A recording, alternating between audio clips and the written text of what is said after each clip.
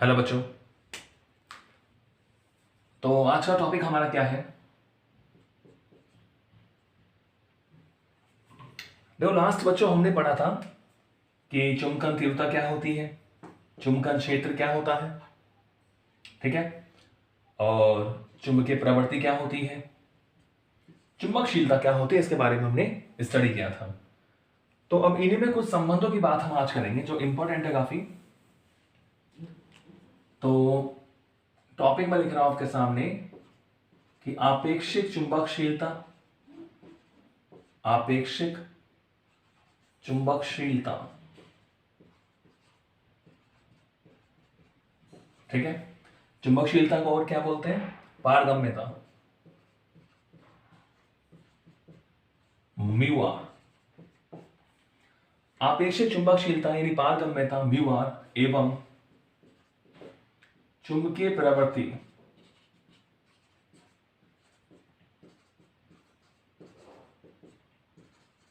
में संबंध। चुंबकीय प्रवृत्ति यानी इसको हम किससे शो करते हैं? काई से। तो आपेक्षिक चुंबकशीलता, पारगम्यता और चुंबकीय प्रवृत्ति में क्या निकालना है बच्चों? संबंध हमें निकालना है, ठीक है। यानी हमें म्यू आर और काई में क्या निकालना है? रिलेशन। क्लियर? या आपसे सीधे पूछ लेते हैं इसमें कि टू प्रूव दैट, सिद्ध करो कि mu are is equal to होता है 1 प्लस काई। सीधे सीधे पूछ लेते हैं आपसे इस रिलेशन कि mu are is equal to क्या होता है? 1 प्लस काई। म्यू आर होता है आपेक्षिक चुंबकशीलता या आपेक्षिक पारगम्यता, और काई क्या होती है? चुंबकीय प्रवृत्ति। तो आपको सिद्ध करना इंपॉर्टेंट है, काफी आता है एग्जाम में, कि mu are is equal to 1 plus chi, ठीक है। तो चलो इसको प्रूफ करते हैं। प्रूफ। तो सब प्रूफ देखें बच्चों, mu are is equal to 1 plus काई।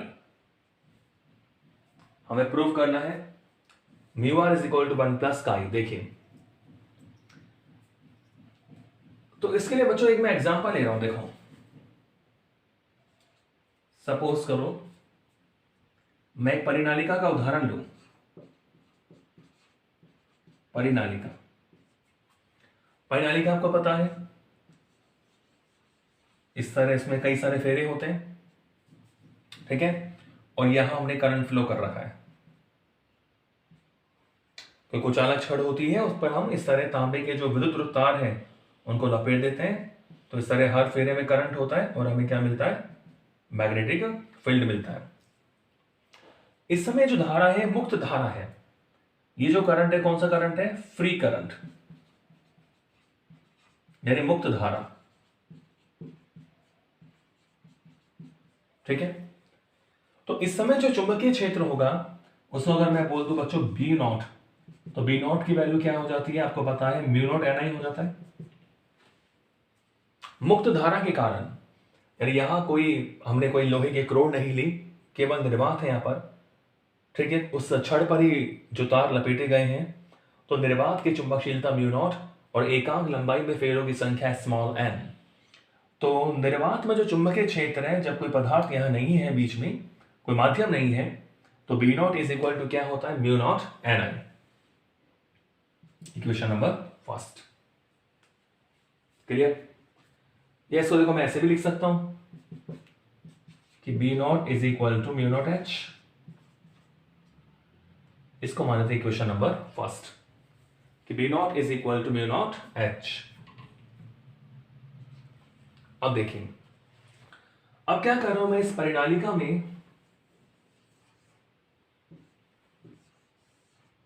ये जो मेरे पास परिनालिका थी,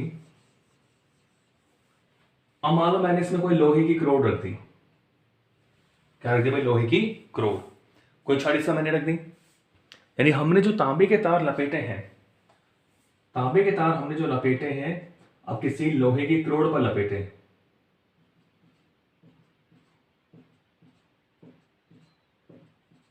ठीक है। ये क्या है भाई? कोई लोहे की क्रोड है, यानी कोई माध्यम हो गया।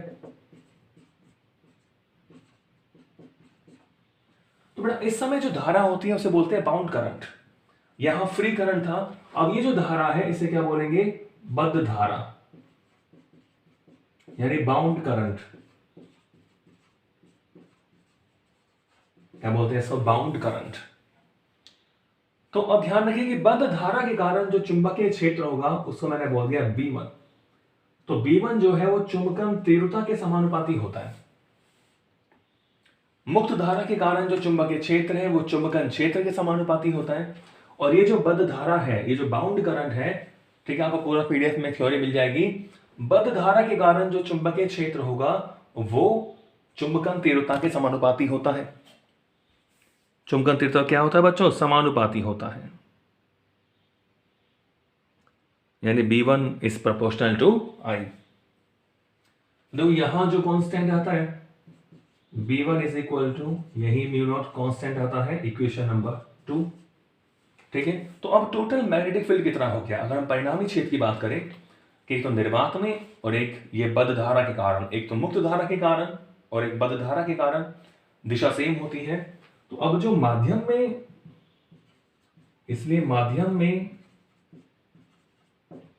परिणामी चुंबकीय क्षेत्र, माध्यम में परिणामी चुंबकीय क्षेत्र, उसको सपोज करो मैंने शो कर दिया किससे, B से। तो B इज इक्वल टू क्या हो गया, B0 प्लस B1। माध्यम में जो परिणामी चुंबकीय क्षेत्र है, एक तो निर्वात यानी मुक्त धाराओं के कारण क्षेत्र, उसे मैंने B0 बोल दिया, और एक बद्ध धाराओं के कारण क्षेत्र, उसे हमने क्या बोल दिया, B1। तो टोटल क्षेत्र कितना हो गया, B is equal to B0 plus B1। तो अब B0 की वैल्यू रखो, देखो B is equal to, B0 कितना है, mu not H plus B1 कितना है, म्यू नॉट I। B1 कितना है, म्यू नॉट I।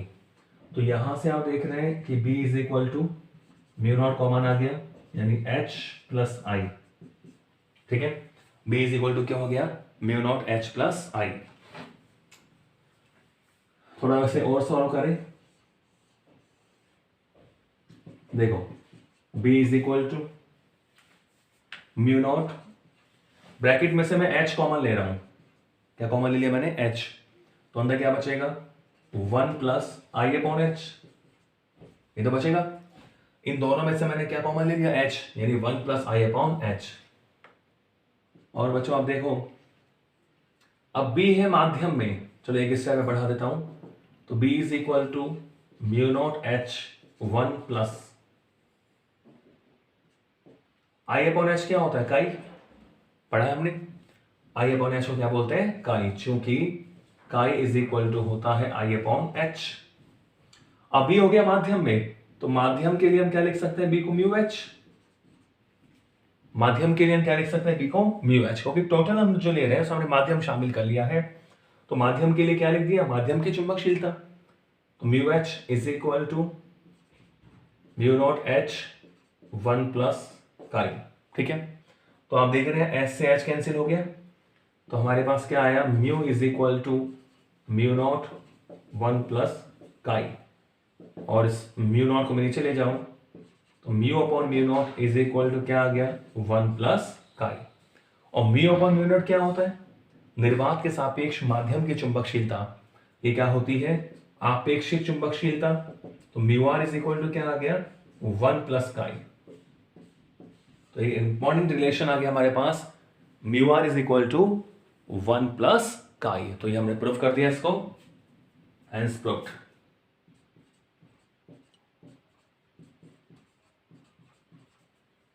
प्रूव्ड। तो mu are is equal to 1 plus chi, यानी आपेक्षिक चुंबकशीलता mu are is equal to क्या होता है, 1 प्लस काई या काई प्लस 1। ठीक है, तो इस तरह हमने देखा आपेक्षिक चुंबकशीलता और चुंबकीय प्रवृत्ति में संबंध।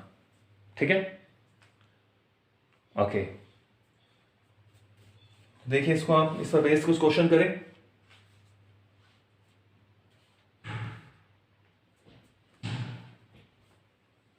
देखिए क्वेश्चन लेके चलते हैं।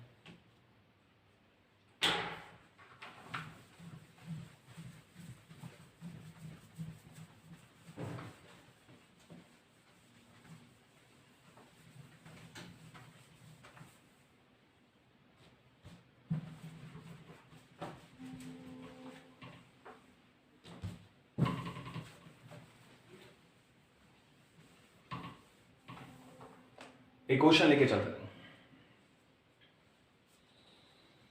क्वेश्चन नंबर 4 है बुक का आपका, आरबीएससी क्वेश्चन नंबर 4 बुक का क्वेश्चन है, क्वेश्चन नंबर 4। क्या कह रहे हैं, लोहे के किसी नमूने के लिए आपको एक संबंध दे रखा है। लोहे के किसी नमूने के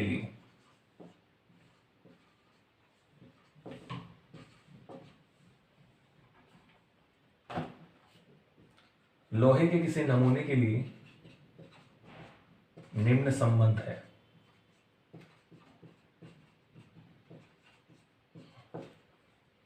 एक रिलेशन आपको दे रखा है, mu is equal to 0.4 upon capital H plus 12 into 10⁻⁻⁴। ठीक है, और यह आपको दे रखा है हेनरी पर मीटर।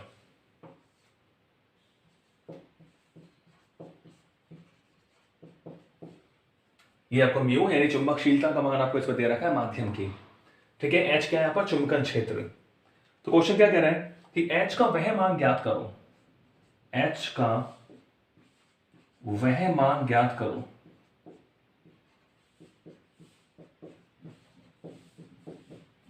एच का वह मान ज्ञात करो जो 1 टेस्ला का चुंबकीय क्षेत्र उत्पन्न करे। ज्ञात करो जो 1 टेस्ला का चुंबकीय क्षेत्र उत्पन्न करे।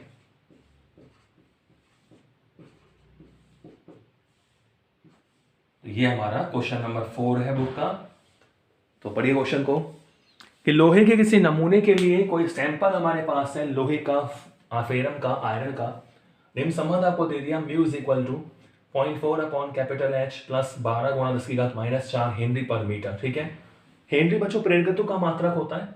हेनरी किसका मात्रक होता है, प्रेरकत्व का। आगे पढ़ेंगे अपन, एसी वाले चैप्टर में पढ़ेंगे प्रेरकत्व यानी एल, इसका मात्रक क्या होता है, हेनरी। ठीक है, कैपिटल एच से इसको हम शो करते हैं। तो यहां कैपिटल एच यानी चुंबकन क्षेत्र है। कह रहा है एच का वह मान ज्ञात करो जो 1 टेस्ला का क्या उत्पन्न कर दे, चुंबकीय क्षेत्र उत्पन्न कर दे। क्लियर है बच्चों। तो आपको क्या निकालना है, कैपिटल एच की वैल्यू निकालनी है, और आपको क्या दे रखा है कि 1 टेस्ला का चुंबकीय क्षेत्र उत्पन्न कर दे। ठीक है, तो एच आपको निकालना है, वह मान ज्ञात करो जो 1 टेस्ला का, यानी क्या दे रखा है आपको, बी दे रखा है 1 टेस्ला, और म्यू आपको गिवन है। तो आपको पता है चूंकि भाई बी इज इक्वल टू क्या फॉर्मूला होता है, mu H. B is equal to क्या होता है, म्यू एच।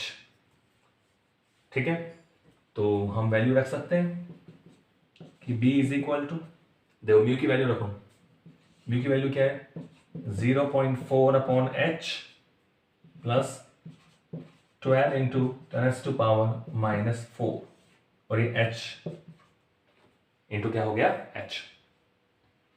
इसे हम गुणा कर दें, देखो b is equal to 0.4 upon H into H करेंगे तो कैंसिल हो जाएगा, यानी केवल 0.4 बचेगा, प्लस और ये गुणा होगा 12 गुणा 10⁻⁻⁴ इंटू में क्या है, एच। तो एच का वह मान ज्ञात करना है जो b हमें दे रखा 1 टेस्ला। तो b की जगह हम पुट कर दें क्या, 1 टेस्ला। ठीक है,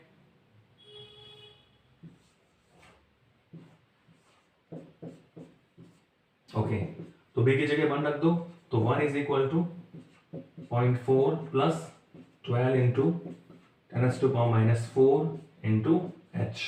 तो बच्चों आप देख सकते हैं, देखो 1 minus 0.4 is equal to 12 into 10⁻⁻⁴ into H. तो हमें क्या निकालना है, एच ही तो निकालना है।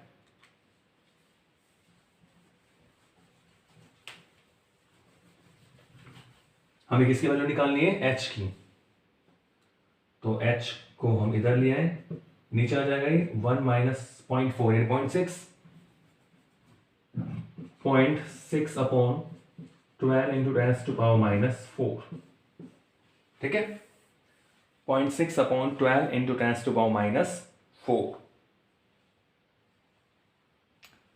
तो बताइए कितना आ रहा है,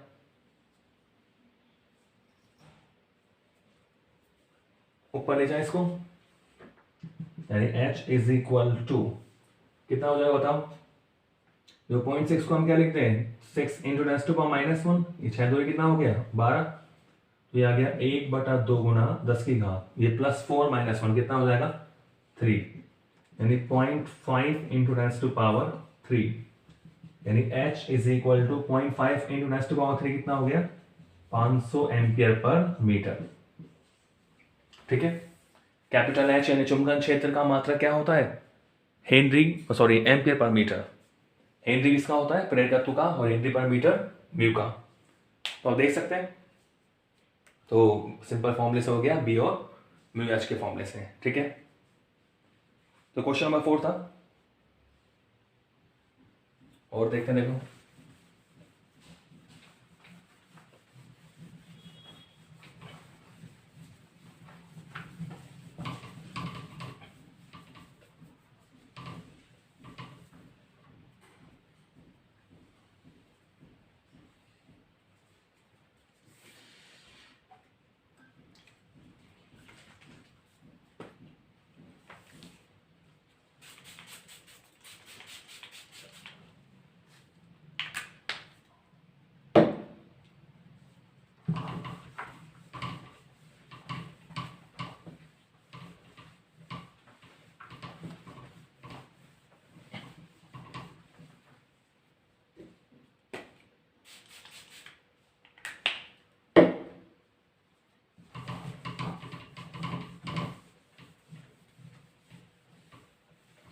ठीक है, पूरा क्लियर हो गया बोर्ड।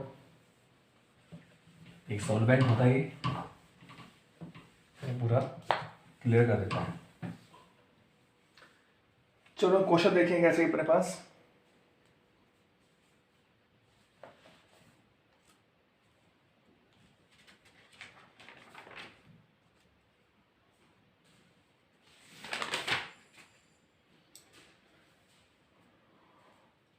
क्वेश्चन नंबर 6 देखिए, क्वेश्चन नंबर 6 क्या कह रहे हैं 30 सेंटीमीटर क्यूब आयतन आपको दे रखा है, 30 सेंटीमीटर क्यूब आयतन,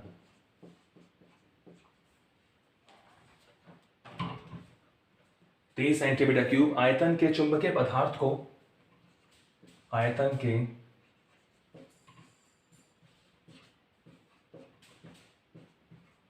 चुंबकीय पदार्थ को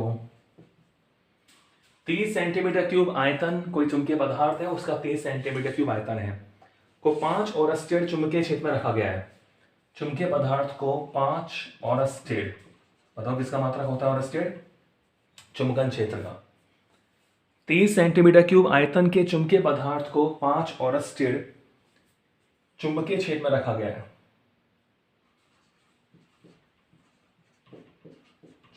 अब ओरस्टेड से हमें पता लग रहा है H की वैल्यू है, चुंबकीय क्षेत्र में रखा गया है। ठीक है, इससे उत्पन्न चुंबकीय आघूर्ण रखा गया है, इससे उत्पन्न चुंबकीय आघूर्ण,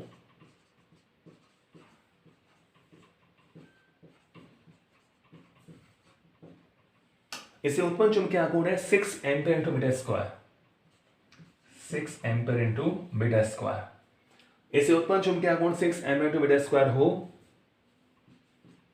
तो चुंबकीय प्रेरण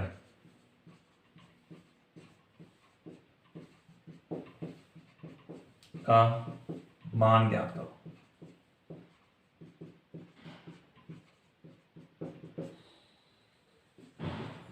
सॉल्यूशन, तो क्वेश्चन नंबर 6 है कि 30 सेंटीमीटर क्यूब आयतन के चुंबकीय पदार्थ ने क्या क्या दिया हुआ है आपको, आयतन दिया हुआ है V is equal to 30 centimetre cube. ठीक है, अब देखो ओरस्टेड आपको दिया हुआ है, CGS का मात्रक होता है, लेकिन यहाँ एम्पीयर मीटर स्क्वायर दिया हुआ है, तो इसे हम MKS में बदलेंगे, तो सेंटीमीटर क्यूब, यानी सेंटीमीटर का मतलब क्या होता है 10⁻⁻2 मीटर का क्या हो जाएगा क्यूब, यानी कितना आ गया 30 गुना 10 की घात -6 मीटर क्यूब। ठीक है, 5 ओरस्टेड चुंबकन क्षेत्र, कैपिटल H की वैल्यू क्या दे दी 5 ओरस्टेड,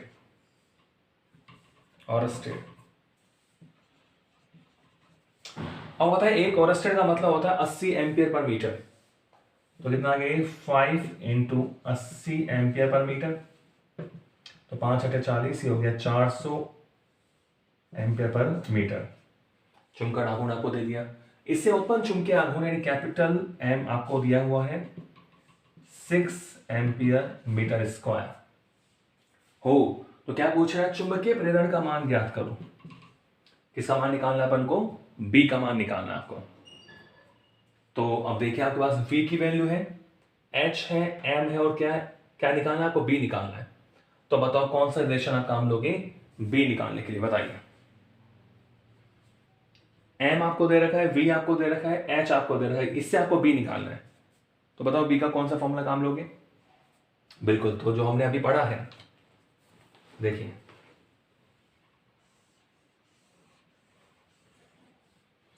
तो कोई पदार्थ है, क्या चुंबकीय पदार्थ है, यानी कोई माध्यम की बात हो रही है, तो B इज इक्वल टू माध्यम में जो चुंबकीय क्षेत्र होता है, जो अभी हमने पढ़ा था, जब मैंने रिलेशन पढ़ा था हमने कि B इज इक्वल टू क्या होता है भाई, पढ़ा आपने, mu naught I plus H, होता है कि नहीं होता, mu naught I plus H. B is equal to क्या होता है, mu naught I plus H, माध्यम में चुंबकीय क्षेत्र टोटल। तो बच्चों यहां पर देखो, आप देख सकते हैं हमें इजीली भी मिल जाएगा म्यू नॉट। I क्या होता है, चुंबकन तीव्रता। चुंबकन तीव्रता का मतलब एकांक आयतन में उत्पन्न चुंबकीय आघूर्ण, यानी M upon V plus H. तो सारी वैल्यू है हमारे पास, I is equal to M upon V, M दे रखा है, V दे रखा है, H हमें दे रखा है। तो सारी वैल्यूज रख के हम किसी वैल्यू निकाल सकते हैं B की। तो देखो B की वैल्यू क्या हो आएगी हमारे पास, B म्यू नॉट कितना होता है 4 पाई गुणा 10 की घात माइनस 7, M कितना है भाई 6 अपॉन V कितना है 30 गुणा 10 की घात माइनस 6 प्लस H कितना है 400, H कितना है भाई 400।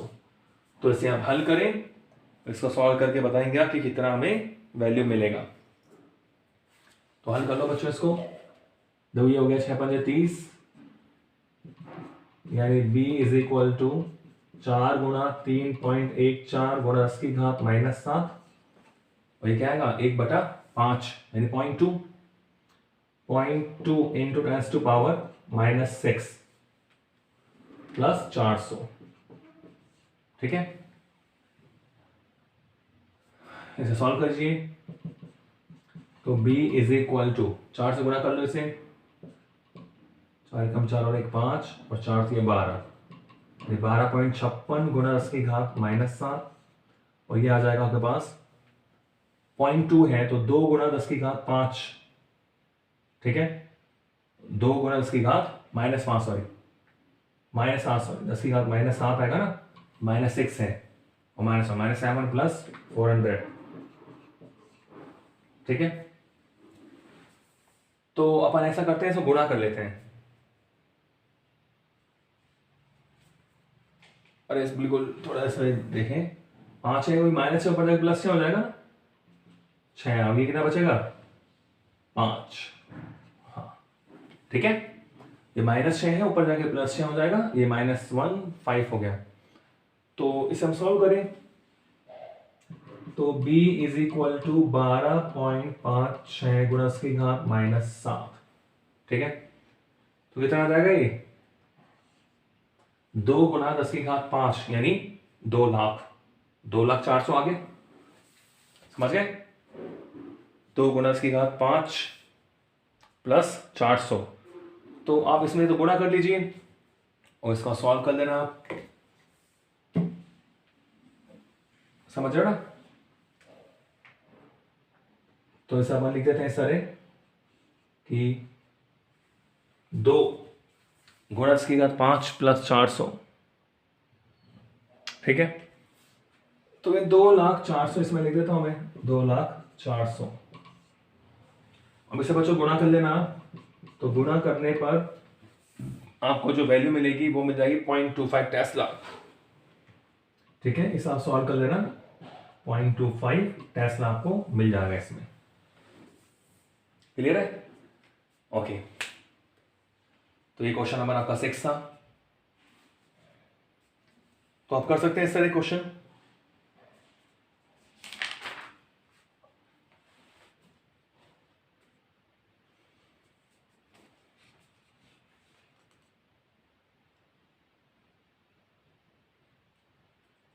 एक 12 क्वेश्चन और देखते हैं। Question number 12।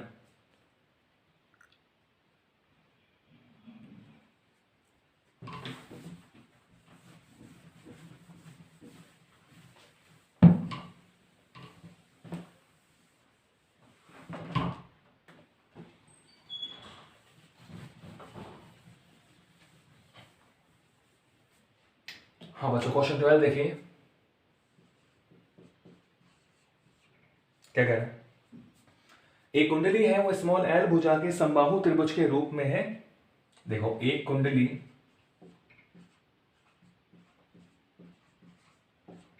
स्मॉल एल भुजा के,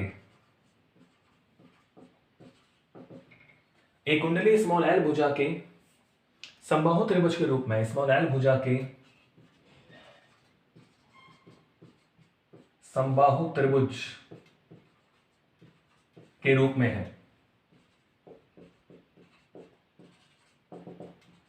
ठीक है, एक कुंडली स्मॉल एल भुजा के समबाहु त्रिभुज के रूप में है तथा ये बी चुंबकीय क्षेत्र में लटकी है, तथा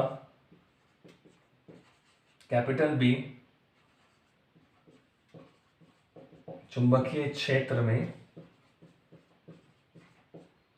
लटकी है। कैपिटल बी चुंबकीय क्षेत्र में लटकी है। क्वेश्चन क्या कह रहा है, बी कुंडली के तल में है। जो चुंबकीय क्षेत्र है कैपिटल बी वेक्टर, वो कुंडली के तल में है, कुंडली के तल में है। ठीक है, बी कुंडली के तल में है। यदि कुंडली में आई धारा प्रवाहित करने पर बलाकोण टाउ है तो त्रिभुज की भुजा ज्ञात करो।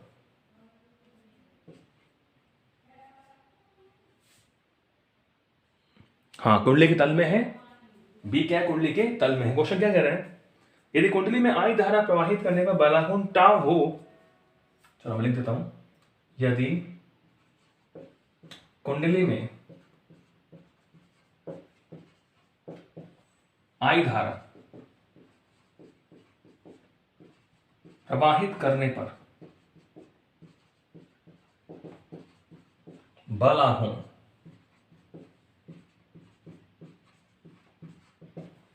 यदि कुंडली में आई धारा प्रवाहित करने पर बलाकोण क्या हो, टाउ हो,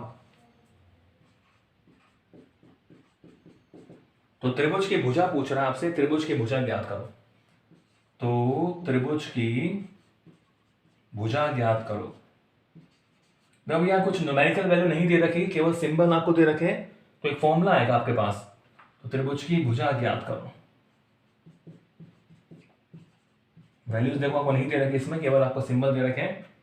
तो देखते हैं इसमें कौन सा फॉर्मूला आएगा।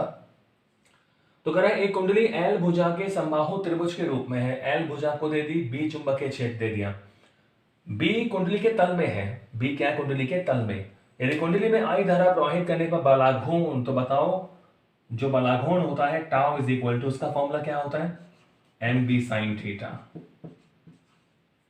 टाउ क्या होता है भाई, M B sine theta. Theta किसके बीच में कोण होता है, एम और बी के बीच में कोण होता है थीटा। ठीक है, ओके। कुंडली जो है वो एल भुजा के समबाहु त्रिभुज के रूप में है। तो बच्चों आप देख सकते हैं यहां पर, एक तो ये बात हो गई कि एम को मैं क्या लिख सकता हूं, एन आई ए की फेरा है तो मैंने लिख दिया आई ए, तो I A B sine theta. Theta किसके बीच में कोण होगा, ए और बी के बीच में कोण। तो कह रहे हैं बी जो है वो कुंडली के तल में है, चुंबकीय क्षेत्र कुंडली के तल में है, तो अब क्षेत्रफल सदिश तो तल के लंबवत होगा। तो यानी आपको यहां पर दिया हुआ है कि गिवन है आपके पास ये कि जो चुंबकीय क्षेत्र है वो कैसा होगा, इसके लंबवत होगा। तो यहां पर बच्चों tau is equal to I A B sine क्या हो जाएगा 90, क्योंकि चुंबकीय क्षेत्र कुंडली के तल में है। ठीक है, तो क्षेत्रफल सदिश तो तल के लंबवत ही होता है, तो ए और बी के मध्य एंगल कितना होगा 90। तो यहां से आप देख रहे हैं कि टाउ इज इक्वल टू क्या आ जाएगा आई ए बी, क्योंकि साइन 90 तो कितना होता है 1 होता है। ठीक है बच्चों, साइन 90 क्या होता है 1। ओके, तो tau is equal to I A B. Okay, अब आई क्या होता है? आई तो धारा है आपके पास। ए क्या है? क्षेत्रफल। ए क्या है बच्चों? क्षेत्रफल। तो ए क्षेत्रफल कुंडली का क्षेत्रफल है। कुंडली किसके रूप में? समबाहु त्रिभुज के रूप में। तो एल भुजा वाले समबाहु त्रिभुज का क्षेत्रफल क्या होगा? आपको पता है √3/4 भुजा स्क्वायर यानी L square.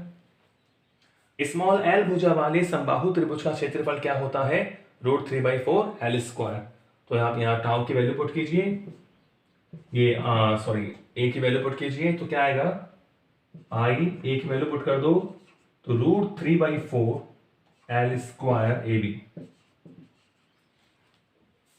I A B. Clear? √3/4 L square A B. तो हमें निकालना क्या है? हमें निकालना त्रिभुज की भुजा। तो सबको हम इधर ले जाते हैं, तो क्या आएगा ये कि 4 tau upon I A B √3 I, sorry A तो मैंने रखी दी, ए की वैल्यू तो हमने रखी दी, तो केवल क्या बचेगा? बी। ए तो क्षेत्रफल है ना, क्षेत्रफल तो हमने रख दिया √3/4 भुजा स्क्वायर इंटू बी। तो 4 tau upon √3 I B is equal to क्या? L square. तो बच्चों आप देख रहे हैं यहां से कि एल इज इक्वल टू क्या आ जाएगा? √4 tau upon √3 I B, 4 tau upon √3 I B. ठीक है, तो 4 को भी बाहर निकाल सकते हो, तो एल इज इक्वल टू 2 और ये आएगा टाउ अपॉन √3 आई बी की वैल्यू क्या? पावर क्या आ जाएगी इसकी? 1/2। रूट की पावर क्या होती है भाई? 1/2। तो L is equal to 2 into tau upon √3 I B की होल पावर 1/2। क्लियर बच्चों? तो आज हमने एक इंपॉर्टेंट फॉर्मूला हमने प्रूफ करा और हमने कुछ क्वेश्चन करे। तो आज के लिए इतना ही। कुछ अगर आपको समझ नहीं आया हो या कुछ प्रॉब्लम हो, पिछले भी टॉपिक्स में कोई दिक्कत हो, तो आप कमेंट करके पूछ सकते हैं। ठीक है, अब चूंकि अब आपका देखो ऐप में चल रहा है पूरा, तो आप कमेंट व्हाट्सएप नंबर पे कर सकते हैं, वो आपके पास हो गई। ठीक है, तो नेक्स्ट अगली वीडियो में। Thank you.